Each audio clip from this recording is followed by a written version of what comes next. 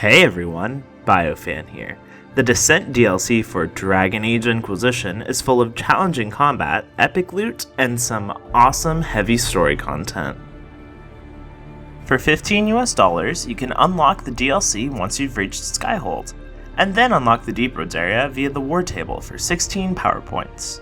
The DLC works in both the main game and the post-game of Inquisition, though I personally feel it's more suited for level 20 plus characters, but you can certainly attempt it before then. I was never too big on the Deep Roads in previous games, but this time around, the subterranean environments are breathtakingly gorgeous. Beautiful blue glowing lyrium, sparkling ceilings, and auroras are just a few of the aesthetic pleasures you'll get to experience. Oh, and fire. Lots and lots of fire. The one downside to the environments is it's pretty easy to fall off the side of a cliff.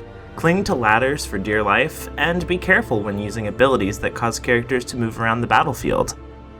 The zones are set up as a path that coincides with the story progression, with several points that branch off and lead to loot. As you dive deeper beneath the surface, you set up fallback points you can fast travel back to. The DLC area has its own separate war table, where you can unlock camp improvements and perform operations to unlock new areas that contain special loot. The Deep Roads operations are a great way to use up some of that surplus of power left over towards the end of the game. You'll want to improve the base camp as soon as possible, as it adds a crafting shop with piles and piles of dragon materials you can use to craft the best armor and weapons possible.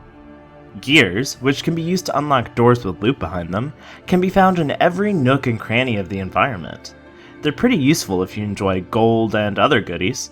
Sometimes they're hiding in plain sight, and other times they're off the beaten path, so keep your eyes open. Early on, you unlock the most powerful weapon schematic in the game, which coincides with your Inquisitor's weapon choice. You'll come across other weapon versions later in the DLC. The armors found in certain parts of the DLC are also pretty good. There's so much great loot, sellable items, and gold in this DLC that if nothing else, you'll be rich by the end of it. The DLC has between about 3 hours of content if you rush it, or about 6 depending on how much loot you want. The story content in this DLC is pretty hefty, and drives your progression through the areas as you unravel secrets and mysteries. Don't worry, no major story spoilers here. If you're a huge fan of the Dragon Age series and very familiar with the lore, you'll be hooked within 10 minutes just from the mention of a single word, which personally made me almost cry. I was so happy.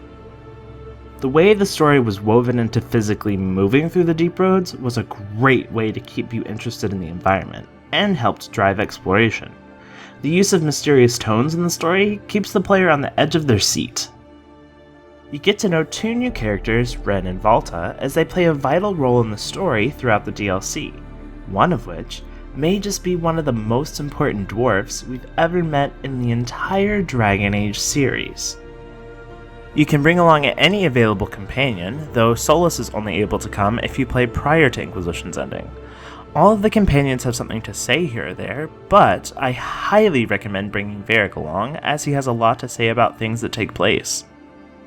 There are even a few references to choices he made throughout Dragon Age Origins. Also, there's a slight mention as to if you've defeated Inquisition's main enemy. There's an Easter egg in the later half of the DLC that is probably the most hilarious scene in the entire Dragon Age series. I really recommend reading the Codex entries found in the Deep Roads, as they tell a very interesting story of the beginning of the First Blight. I don't usually read many Codex entries while playing, but these were totally worth it and really added to your journey underground. The one thing I felt the Descent story arc lacked was player choices or an alternative path to conflict resolution. The story is linear with a few subtle differences, but is very entertaining and fun to play. I'd say it's up to par with the main game of Inquisition, if not better. The ending has a great deal of shock factor, but leaves us with more questions than answers.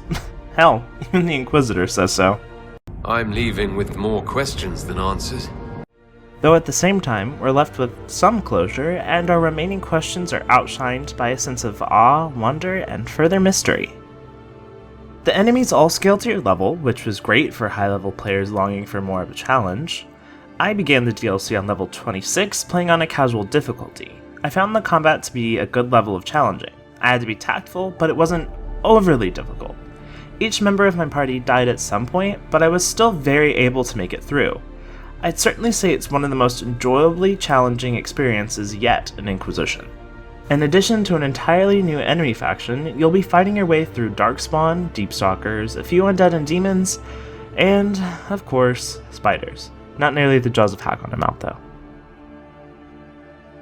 The Darkspawn stick to the Dragon Age 2 style, though the ogres have gotten much creepier. For players that haven't experienced the previous games in the series, you should get on that, The Descent offers a good introduction to the Darkspawn. The two characters escorting the party provide background and insight into their lore. If you're thinking of playing The Descent after watching this review, here are a few general tips and tips to help you get through the challenging combat. If you've already played the DLC, you can click the button on the screen and skip this section of the review, if you like. There are a few little puzzles towards the beginning. Don't pay much mind to them unless you enjoy puzzles, or very much need gold and experience points. Be careful around the elevators. They're cool and ominous the first time, but if you accidentally press a button too close to the switch, they take an eternity to go up and down again. It'd be wise to fully upgrade the regeneration potion, as you'll need all the healing opportunities you can get. In terms of elemental damage, the vast majority of the enemies you'll face will be weak against cold and electricity damage. When fighting Darkspawn, there are a few strategies I personally found useful. If you're a ranged character, try and be the only ranged character, or have a really good frontline defense. The Darkspawn amass in great numbers, and there are only so many a tank can keep distracted. Placing your tank in front of your ranged characters, and having them hold their ground, is another good way to keep Darkspawn off your more vulnerable party members. Also, try and have some evasive attacks or abilities to get out of the swarm of Darkspawn. Your tanks are your greatest asset, and try and build up as much guard as possible. I recommend having Fade Touch Silverite on every piece of armor and weapon you can, to build up guard on even non-warriors. To wrap this up, let's look at some of the pros and cons of the DLC. While you can fall off edges pretty easily in combat, the environments are still breathtakingly beautiful and drive the player to explore. There's so much gold and loot that by the end of the DLC, you'll be swimming in riches. The combat is a good challenge for high-level players, but you'll definitely need to prepare for battle. The crafting shop in the Deep Roads is a great way to do so, but is more tailored for high-level characters. There are no choices to change how the story pans out, and we're left with many questions after the dramatic conclusion. But at the end of the day, the story is fun, fulfilling to complete, and very well tied to progressing through the area, especially for a DLC.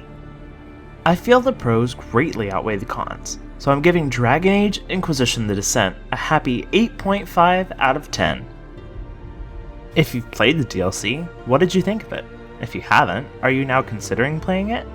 Give me all your lovely thoughts down in the comments, or if you have any questions about the DLC, don't hesitate to ask.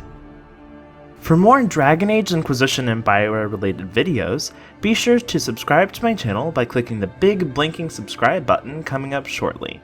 For instant Dragon Age and BioWare news coverage, feel free to follow me on my Twitter or new Tumblr.